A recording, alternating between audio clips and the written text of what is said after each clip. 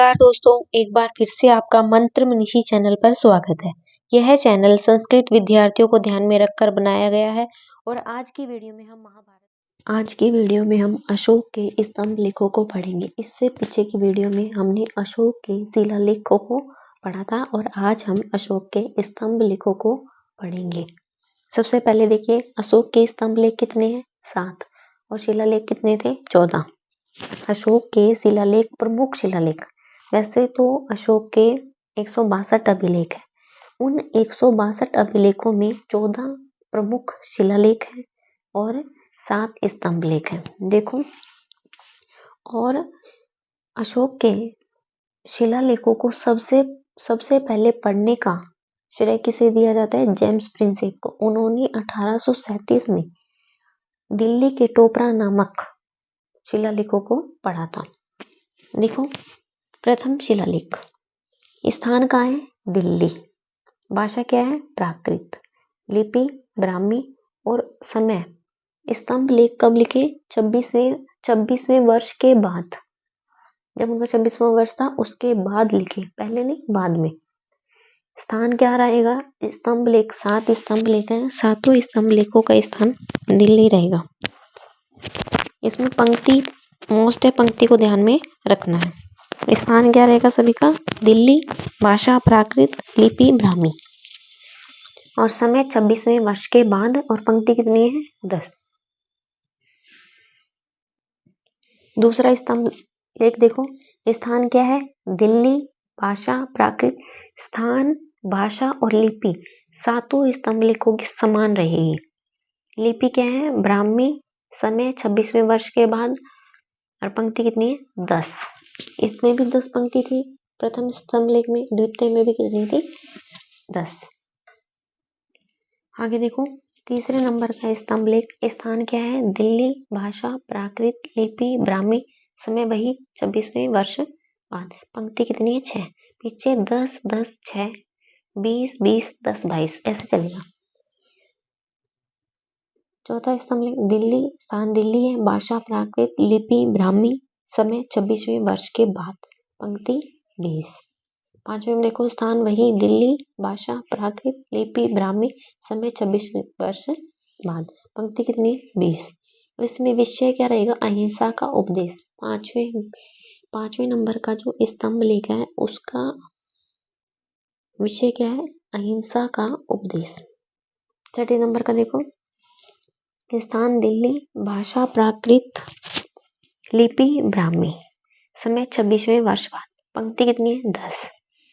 सातवां स्थान दिल्ली। भाषा प्राकृत, लिपि ब्राह्मी, 26वें वर्ष बाद, पंक्ति 22। देखो, पंक्ति का क्रम कैसे रहेगा?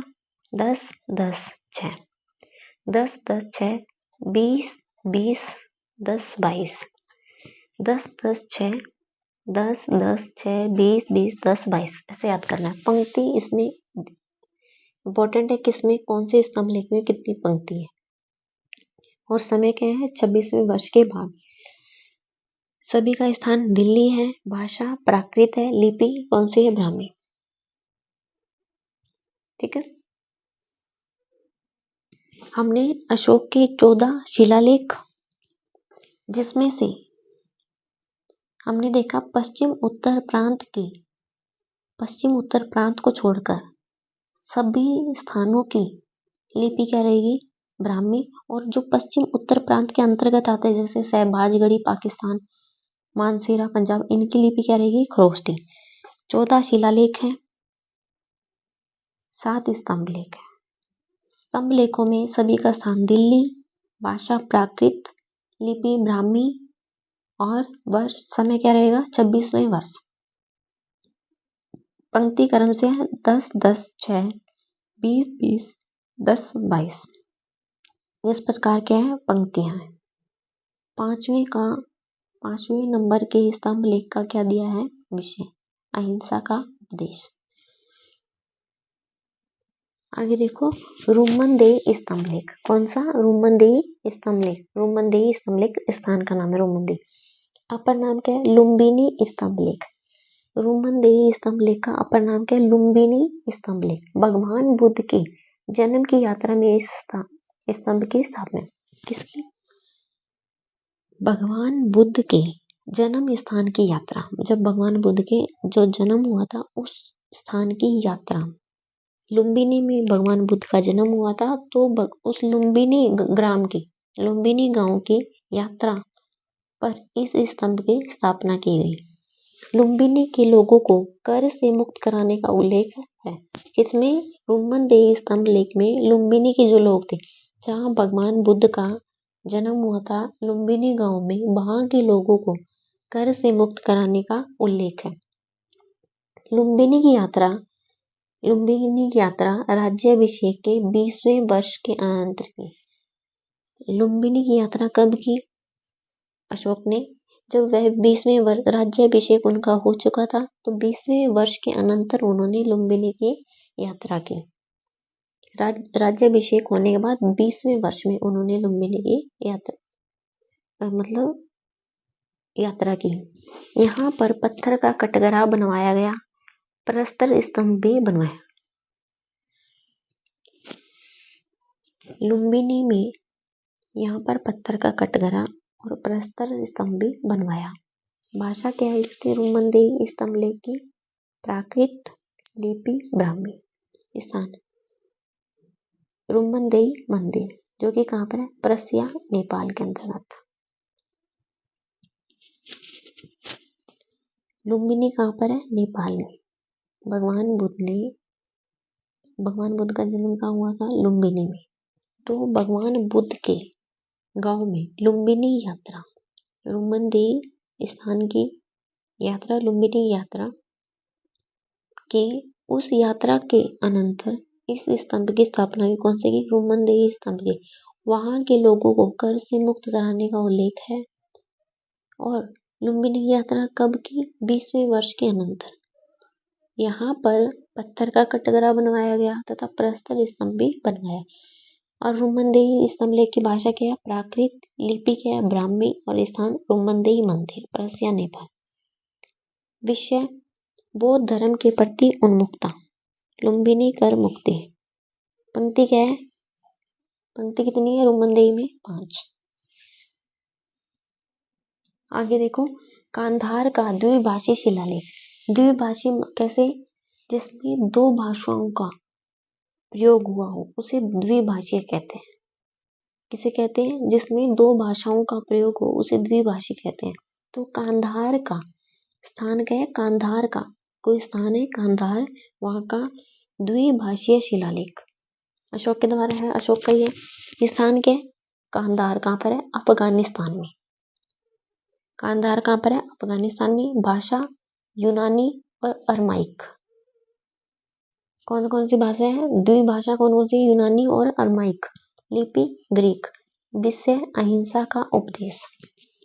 कांधार का द्विभाषी शिलालेख है, 2 भाषाएं हैं इसमें, यूनानी और ग्रीक। लिपि क्या है यूनानी और ग्रीक के साथ? नहीं, भाषा क्या है? यूनानी और अरमाइक, और इन दोनों की लिपि कौन सी है? ग्रीक। विषय क्या है? अहिंसा का उपदेश। अशोक का गुर्जरा लघु शिलालेख कौन सा? अशोक का गुर्जरा लघु शिलालेख। लघु स्थान कौन सा है? गुर्जरा, दतिया, मध्य प्रदेश। भाषा प्राकृत, लिपि ब्राह्मी। विषय धर्म का उपदेश। अशोक का गुर्जरा लघु शिलालेख का स्थान क्या है? गुर्जरा, दतिया, जिसे दतिया भी कहते हैं, और ये कहाँ पर है? मध्य प्रदेश में, एमपी में। भाषा क्या है? प्राकृत, लिपि ब्राह्मी, और विषय धर्म का उपदेश।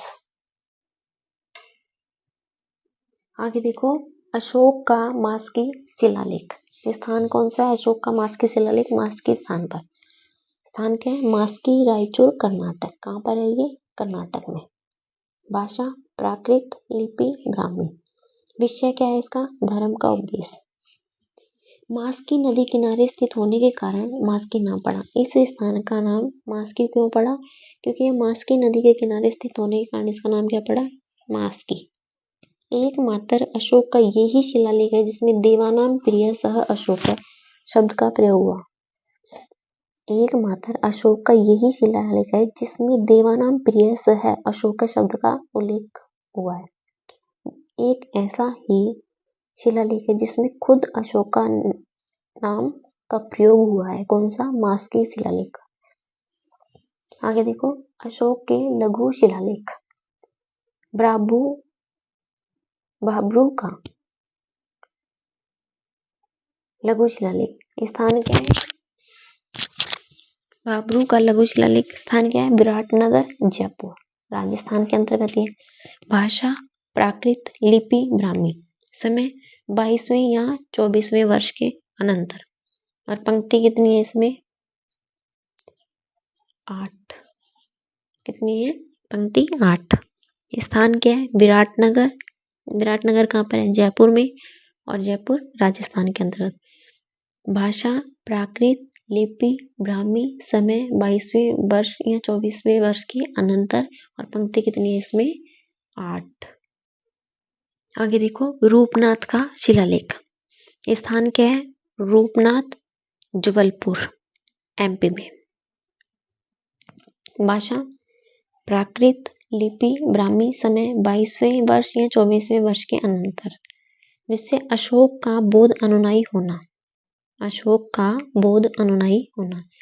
रूपनाथ का शिलालेख कहाँ पर है? जबलपुर में, मध्य प्रदेश में। भाषा क्या है इसकी? प्राकृत, लिपि ब्राह्मी, समय 22वें वर्ष या 24वें वर्ष, मतलब 22 से लेकर 24वें वर्ष के अनंतर इन्होंने यहाँ का निर्माण किया इस शिलालेख का। विषय क्या है? अशोक का बौद्ध अनुयायी होना। पंक्ति कितनी है? 6। आगे देखो, अशोक के गुहालेख। अशोक का बराबर के गुहालेख। अशोक के जो गुहालेख है उसे बराबर के गुहालेख भी कहा जाता है, क्योंकि ये बराबर की पहाड़ी पर है। स्थान क्या है? बराबर की पहाड़ी, जहानाबाद, बिहार में है। भाषा प्राकृत, लिपि ब्राह्मी, समय 22 से लेकर 24वें वर्ष के अनंतर। विषय गुहा दान करना। पंक्ति कितनी है? 11। इस प्रकार अशोक के ये गुहालेख लघु शिलालेख है।